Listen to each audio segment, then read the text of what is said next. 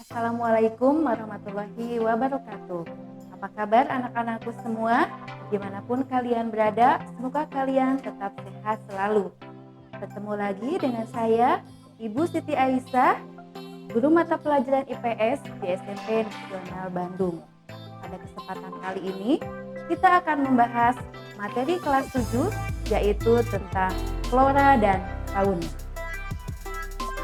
Ya, anak-anakku semua, adapun tujuan pembelajaran pada kali ini adalah setelah kegiatan pembelajaran selesai, peserta didik dapat menjelaskan 1. Persebaran flora yang ada di Indonesia. 2. Karakteristik flora Indonesia bagian barat dan timur. 3. Pembagian fauna di Indonesia. 4. Jenis-jenis fauna di Indonesia. Dan yang kelima, pelestarian flora dan fauna di Indonesia. Ya, kita melihat bahwa Indonesia sangat kaya akan flora dan fauna. Keanekaragaman hayati di Indonesia sangatlah besar, sehingga masuk 3 besar di dunia. Berdasarkan data dari Departemen Kehutanan dan Perkebunan tahun 1999, jumlah spesies tanaman di Indonesia mencapai 8.000 spesies, sedangkan hewan mencapai 2.225. Besarnya keanekaragaman hayati di Indonesia disebabkan oleh suhu dan curah hujan yang besar. Semakin banyak air tersedia, semakin banyak tumbuhan yang dapat tumbuh, dan karena itu semakin banyak juga hewan yang dapat hidup di daerah tersebut.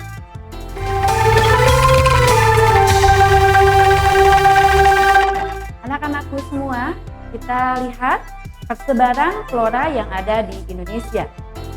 Flora yang ada di Indonesia dibedakan menjadi 2 kelompok, yaitu Indo-Malayan atau Indonesia Barat dan juga Indo-Australian atau Indonesia Timur.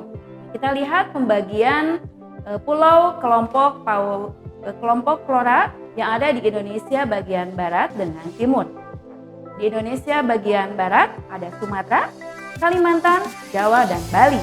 Kemudian di Indonesia bagian timur ada Sulawesi, Nusa Tenggara, Maluku, dan juga Papua. Inilah perbedaan antara flora yang ada di Indonesia bagian barat dengan Indonesia bagian timur. Indonesia bagian barat, kita melihat bahwa jenis meranti yang ada di bagian barat itu sangat banyak, sedangkan di Indonesia bagian timur itu hanya sedikit. Kemudian di Indonesia bagian barat terdapat banyak jenis rotan, sedangkan di Indonesia bagian timur itu tidak terdapat berbagai jenis rotan.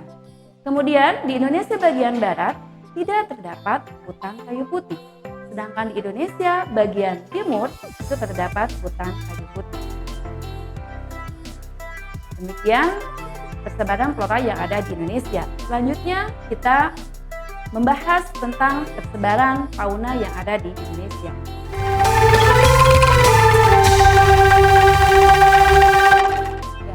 Anak-anakku, kita akan membahas tentang pembagian fauna di Indonesia.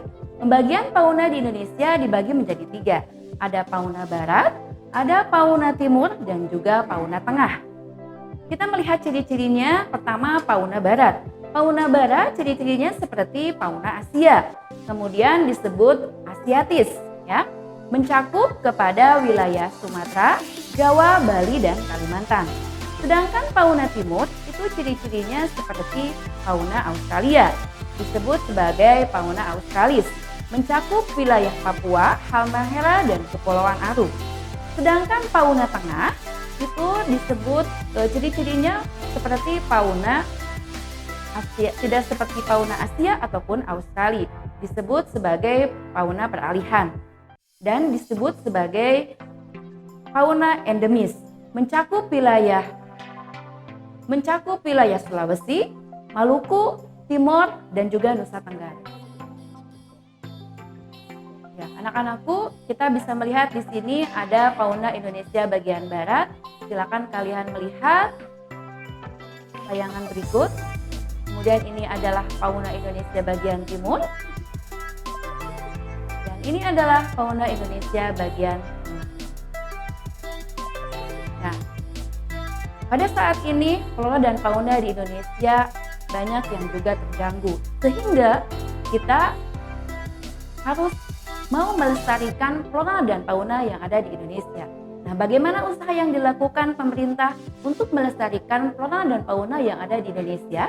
Yang pertama adalah membuat tempat perlindungan bagi flora dan fauna agar kelestariannya tetap terjaga dan tidak terganggu.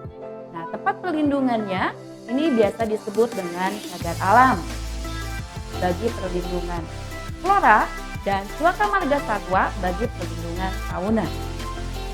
Kemudian yang kedua, membangun pusat rehabilitasi atau penangkaran. Yang ketiga, melaksanakan pembangunan yang harus diarahkan kepada pembangunan yang berwawasan lingkungan. Yang keempat, melakukan usaha pelestarian hutan. Dan yang kelima, melakukan usaha pelestarian hewan. Yang terakhir, yang keenam adalah melakukan usaha pelestarian bagi perairan seperti tidak melakukan penangkapan ikan secara liar menggunakan bahan peledak misalnya ataupun zat kimia.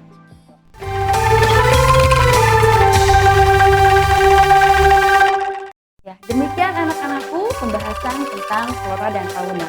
Yuk mulai dari sekarang kita menjaga kelestarian flora dan fauna yang ada di Indonesia agar tetap lestari dan Indonesia tetap semakin kaya. Terima kasih semuanya, semoga bermanfaat. Assalamualaikum warahmatullahi wabarakatuh.